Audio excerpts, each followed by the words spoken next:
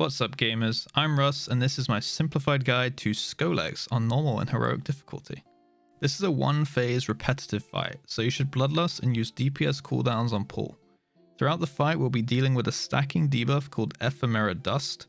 This will be applied by the boss's various abilities and do light ticking damage to the raid, with a heavier dot depending on the player's stacks.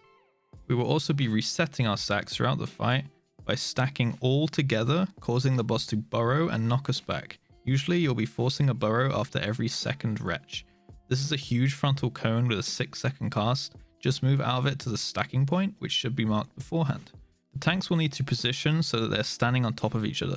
This is because the boss cleaves his second closest target. And at 100 energy the boss will do a random combination of 3 abilities. These can either be Rend or Riftmaw. A tank can take multiple stacks of Rend, but never more than 1 Riftmaw. So the general rule is to taunt after each Riftmaw, or on the last Rend if he happens to do 3 Rends in a row. On heroic, these abilities will also do frontal cones, so the tanks will want to take a step away from each other until the combo is over. During this tank combo, the boss will also fire Dust Blast at the furthest 3 players, dealing damage and applying stacks of Ephemera Dust. Rotate 2 groups of 3 ranged players in and out to evenly distribute stacks. On heroic, each hit of Dust Blast will also do a 12-yard AoE, so spread out slightly. We found it easiest to rotate the 2 range groups after every retch. A couple of things for melee players to watch out for are these blue swirlies, which are fired periodically on the ground.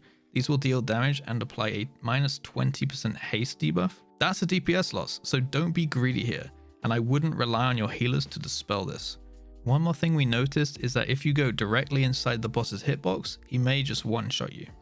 For the healers, you'll need to keep an eye on the players with the highest stacks of Ephemera Dust, as the whole raid will passively acquire some through Dust Flail.